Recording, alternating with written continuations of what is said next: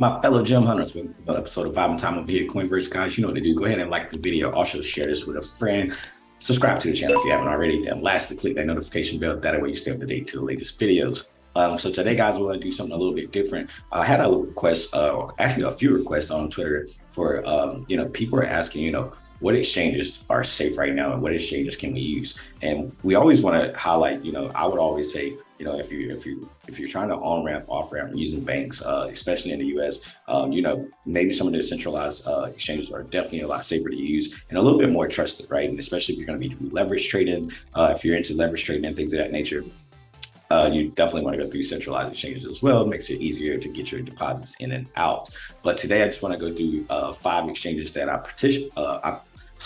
I personally use, either on a day-to-day or week-to-week basis, and just talk about some of the things that I like about each one of them. So I'm gonna go ahead and share my screen like I normally do, and we'll jump right into this. So the first one I want to go over is Crypto.com. 2.6 million followers on Twitter. And I like Crypto.com mainly because, like, in America, here in the US, it's easy to go ahead and, apply for the Visa card that they have, get it shipped to you. You could send USDC from multiple chains over to Crypto.com. And then you could go ahead and start using your fiat to, make purchases in IRL or anything like that. And they also had some pretty good lending services. A lot of things did happen in the bear market. We see some of the volume get pulled back from Crypto.com, but it's nice to see they're starting to pick it back up. Another one of the things that they were super famous for is that they're pretty much on, if you watch NBA basketball, they're on the logo. I mean, they're on the jersey of every team. And then also they bought out the rights for the Crypto.com arena, which was in LA, formerly known as the Staples Center. The second one I want to cover is Binance. And Binance probably doesn't need any introduction. One of the biggest centralized exchanges that we have. They definitely cover the most volume. They also have Binance in multiple different countries as CZ goes out and applies for multiple licenses to get his exchange. And they also have a Binance US. One of the cool things about Binance, the app is pretty seamless, definitely clean on the front end. The charts are easy to read, pretty easy to get set up if you want to learn how to leverage trade and things of that nature. A lot of educational software, or if you want to be educated, you can find things on the app itself, or you could go to Binance.com. All right, so the next one I want to go into is Mexi Global. I like Mexi Global because I personally use them. They're integrated within a few apps or a few wallets that I actually use, SafePal being one of them. It makes it really seamless when you're on the app and you want to exchange from one chain to another, but without using the front end app. You can actually just go into the Mexi. It's already built in. It'll do the trades for you. So it's pretty simple. I think that's one of the things when you think about mass adoption. You want to make things as seamless as possible for the new user, so the user experience is very easy to get through. Again, they don't have a lot of followers here, 689, but 1,000. But we'll look at some of the volume and things of that nature.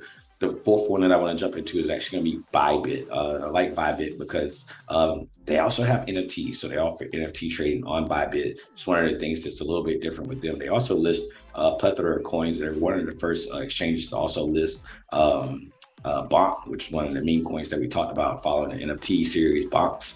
But it's been doing really well. I think the coin itself may be losing a little bit of volume, but I think Bybit definitely offers that a platform for new tokens to be able to get listed on some of the centralized exchanges to get more eyes.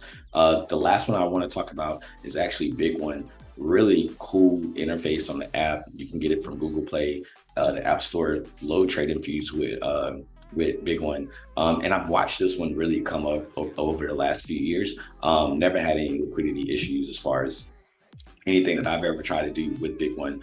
And then, it's very, very easy to get into if you want to have some more education. And, they walk you through how to leverage trade, how to set up, the wallet, anything that you want to do on the exchange. Definitely easy to get into if you want to, look at, shorts, longs, things of that nature. But again, it's one of the ones that I watched over the last, 2-3 years, climb from a top 100 exchange all the way down to, I think it's around, one of the top 16 exchanges, 17 exchanges. So let's look at where these exchanges sit on a daily volume, right? And they're just showing Binance US here, but obviously Binance would be the top one of the top two if on a daily basis as far as trading volume goes. Let's see, crypto.com has been doing okay as well. See right here, they're number 6 right now. MEXC was, I think it was at 11, and big one's at 19. So this is one of the, like, in Bybit's, I think it's 4, right? So, or 5, I'm sorry guys.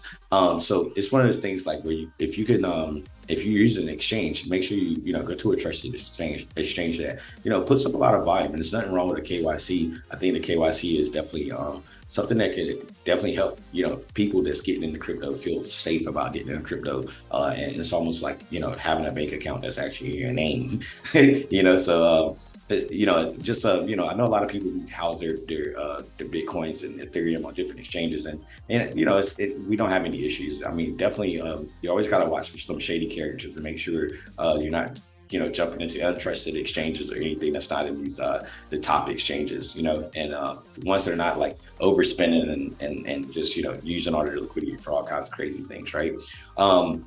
But again, guys, that's what I wanted to cover today in today's video, was basically talk about some of the personal exchanges that I use to onboard and off-ramp fiat in various ways, as well as Bitcoin and Ethereum. But that was all I wanted to talk about today, guys. Let me know what you think in the comments down below. Let me know if there's any other exchanges that you guys use, and let me know if you guys need an exchange, a decentralized exchange video. All right, guys. So until next time, that's all the time I got for today. Stopping out.